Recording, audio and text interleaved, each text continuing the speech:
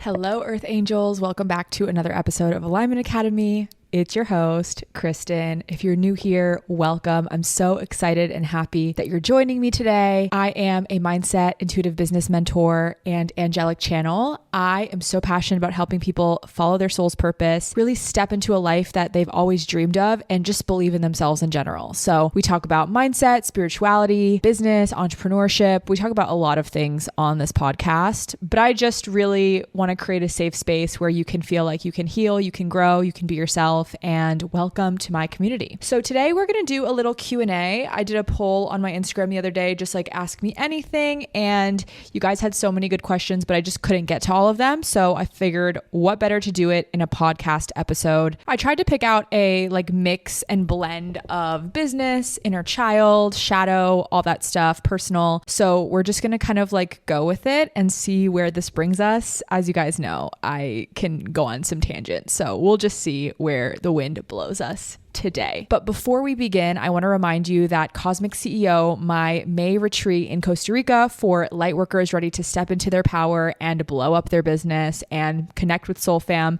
is still open for application. It's application and invite only.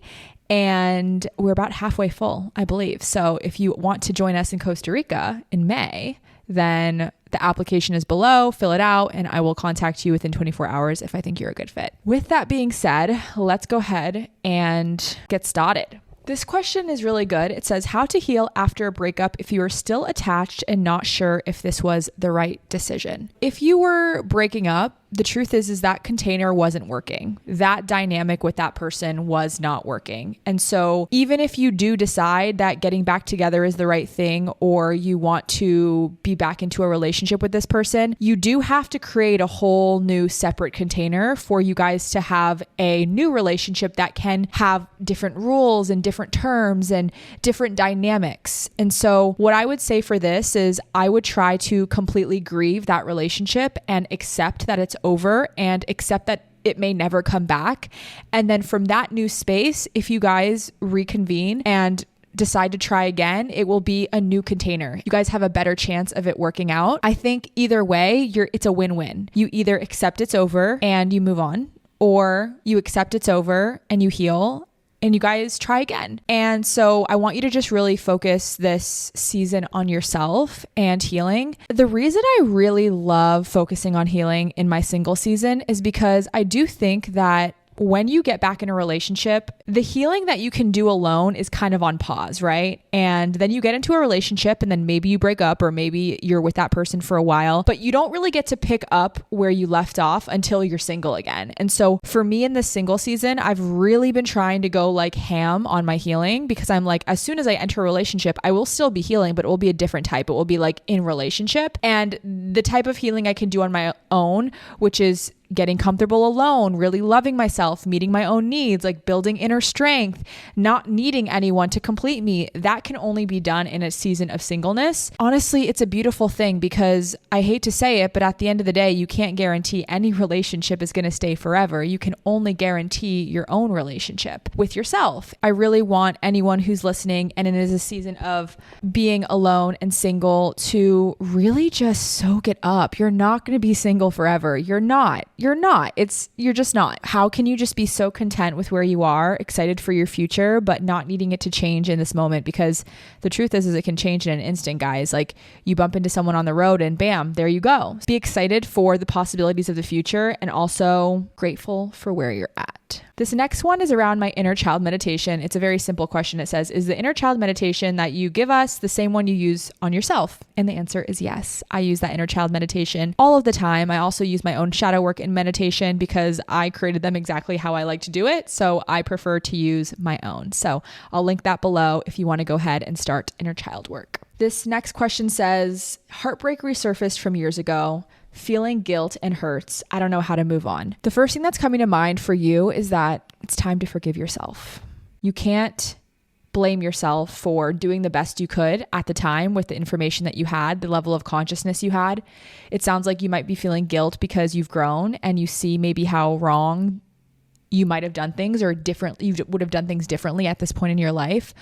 But again, we're always doing the best we can. Maybe write a letter to that version of yourself and say, I know you were doing the best you can. I forgive you for that, right? Letters of forgiveness are really, really powerful. I think we move on with acceptance. Acceptance is kind of the opposite of attachment. It's the opposite of depression. It's the opposite of feeling bad. Like when we accept the moment, when we accept where we're at, we are no longer like feeling stuck. And so I would ask you to try to find forgiveness and acceptance for the situation and just know that it's making you a stronger person and it's only going to get better from here. And the fact that you have the awareness that maybe you would have done things differently now means that you're a good person. And so just really soak that up and be gentle with yourself, because this human experience is hard, guys. And damn, it's hard. Sometimes we don't give ourselves enough credit. Like when I was raw dogging the grief and pain of my breakup, I was like, damn, the human experience, man, it just can knock you over sometimes. So be gentle with yourself.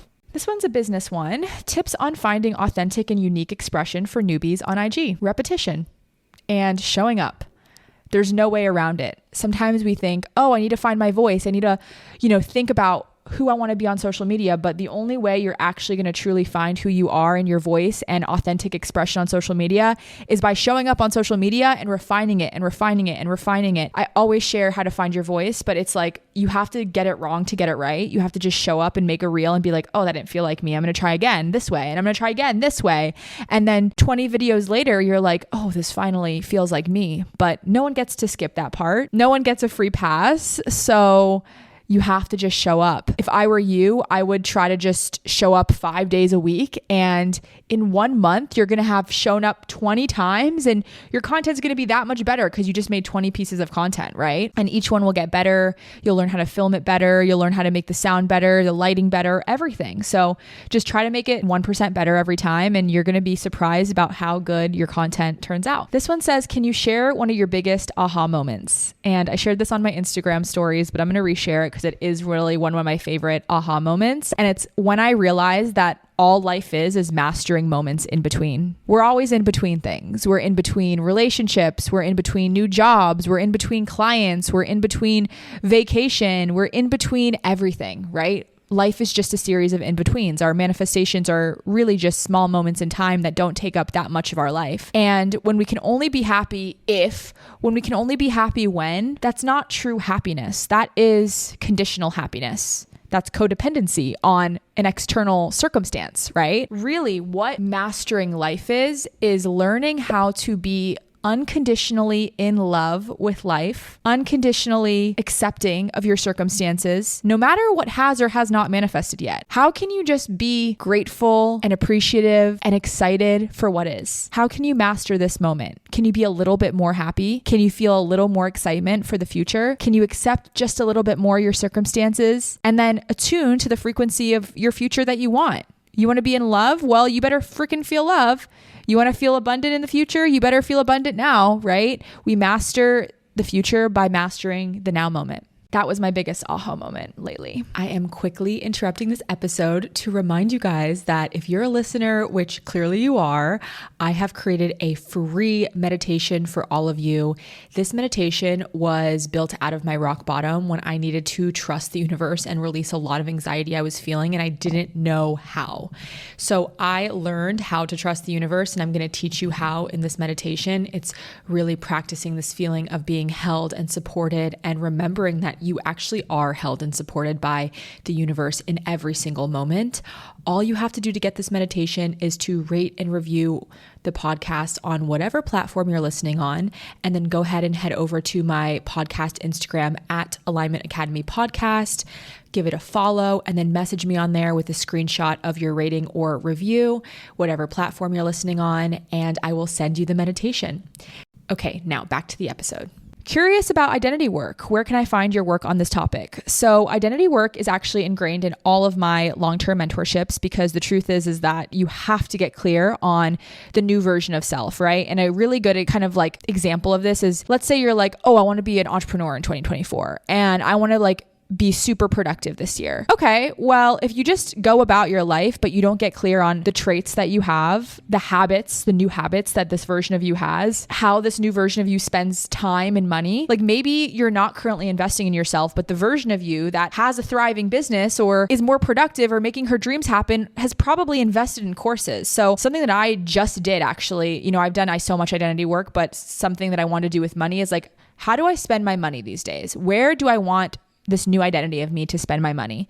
I got clear on where I wanted to be more generous and like donate and give back. I got clear on what I wanted to invest in, like the types of things I wanted to invest in. I got clear on what I didn't want to spend money on anymore. And I had to do that because people say they do identity work, but are you actually taking time to sit down and create and curate the new person that you want to be and then act as her? Probably not. So that's why I created Icon Identity Challenge. And then if you work with me, you'll be in the program automatically. But Icon Identity Challenge is a free 5-day challenge that you can enter. And I walk you through all the steps in 5 days to create a new identity and then step into her. So you can get that on the link below. This question says how to heal the inner child a little bit more every day.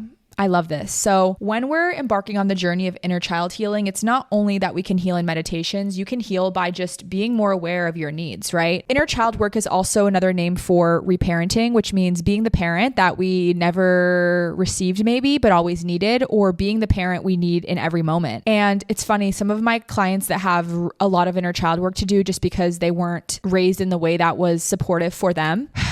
It's really sad, but sometimes they even just neglect their own needs. Like they don't go to the bathroom when they have to go to the bathroom. They don't eat lunch when they're hungry. They don't go to bed on time because there was not ever a parent that taught them that you have to take care of yourself in that way and that you have to meet your own needs. Like if you're hungry, you go get a snack. If it's lunchtime, you go eat lunch, And so some really easy ways that you can start to reparent yourself are just like asking yourself, how can I meet more of my needs today? Like, what do I need? Ask yourself 10 times a day, what do I need right now? Oh, nothing. What do I need? I need to go to the bathroom. What do I need? I need some community and to hang out with my friends. And just getting used to learning what you need is a really great practice, especially if you didn't get your needs met in childhood. You might have not even been taught how to identify what you need, like look inward and be like, I'm feeling sad. I need this, So it's a really good practice just to ask yourself, how am I feeling? What do I need? And so for some of my inner healing clients, we literally give them a needs and requests list. You can find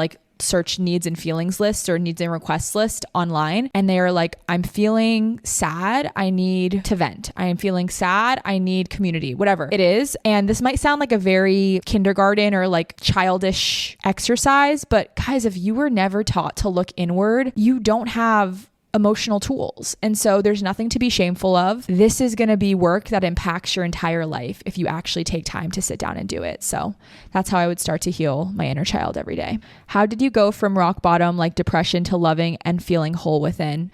By creating a home inside of myself and by realizing that I could make it through everything, but it's honestly from just making it through the rock bottom and also doing a lot of healing. I was telling my sister the other day, I feel so on the other side of my rock bottom and genuinely so happy and lit up by my life. But I can see how if you're not doing the work, you can stay in rock bottoms for years. I was like, I truly think if I wasn't going to therapy, working with coaches, doing my own inner child work, I would probably still be in the rock bottom, to be completely honest. I want you to kind of ask yourself, am I actually working every day to get out of this? Because I was meditating to Dr. Joe Dispenza every day. I was listening to so many lectures. I was going to therapy. I hired a coach. I was doing so many things. I spent $10,000 unfortunately on my healing. Actually, fortunately, because I'm happy that I was able to invest in myself. And so you really have to put work in. And I think for me, it was also getting so sick of feeling bad that I was like, I'm going to do anything it takes to feel better. Also, mushrooms helped. Just being honest. How did you heal your inner child and what are the changes you experienced after healing? I healed my inner child with inner child work. When I was in the midst of it, I was doing inner child work 7 days a week, every single night, literally every single night. And if you're my client, you know that every single night I was doing it. I don't even ask my clients to do that because I know that's a lot and not everyone is as crazy with healing as me.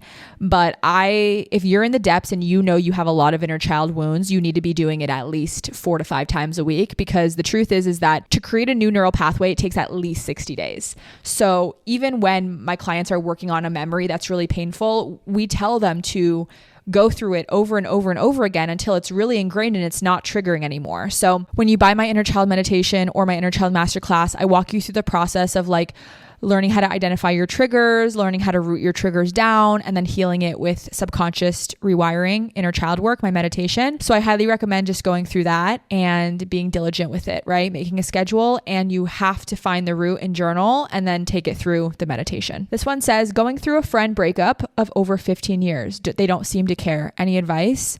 I'm so sorry that you're going through this. Friend breakups are seriously so painful and feel just as painful as real breakups. I know that. I want you to focus on realizing that you don't need that friend. That maybe that soul contract was helpful for that time, but now you guys gave each other the medicine you needed. And maybe this is part of the medicine, like learning that you don't need each other. Maybe there was some codependency I'm feeling in the relationship, or just some shady behavior. Know that anything that's taken from you is never going to just be taken. It's always going to be replaced with something with more alignment. Back to what I've been saying for everything, I would say acceptance, healing, and moving on, and realizing that it's okay if they don't care. You know where your heart is at. It sounds like you're really hurt by this, and it makes sense that you're hurt. So give yourself compassion. And yeah, like you got to just do some inner child work, probably heal that friendship wound. The friendship wound is so deep. It's like when we get really burned in a friendship and then we're really hurt and we don't trust. And sometimes our friendships are weird after that. I've definitely had that, but I've healed it definitely now. But I just want you to be gentle with yourself and focus on you and healing, and whatever's supposed to come is going to come, and whatever's not is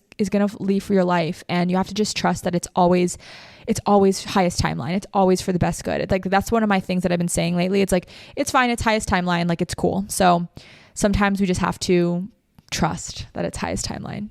This one's a Dr. Joe question. It says, reading Breaking the Habit of Being Yourself now, and it's a lot of disconnecting from your body, and I've worked on getting back in my body. Now, I'm going to say my opinion on this is that when you're doing Dr. Joe's work, you're not bypassing emotions. Like he says, like, feel your emotions if you need to feel them, but when are you done?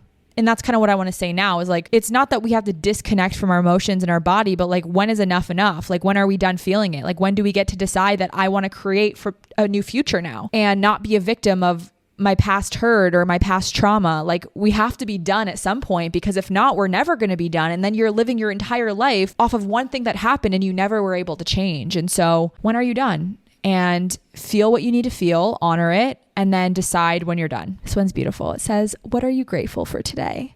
So when I was on the retreat, this beautiful soul that came, I've talked about her before, and now we're like real life friends, named Madeline.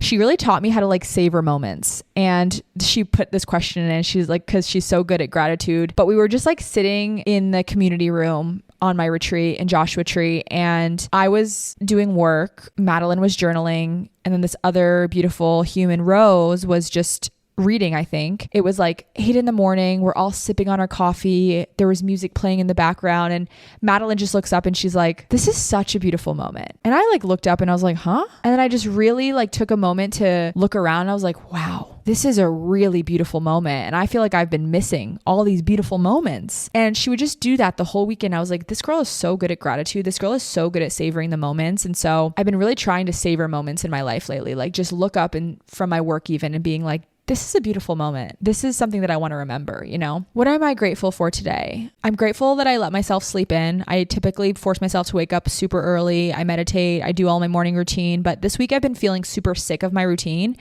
And when you feel sick of your routine, the best way to do it is just like change it up. So like yesterday, instead of going straight to work, I like went to the grocery store in the morning just to like change it up, and it like made the day feel new.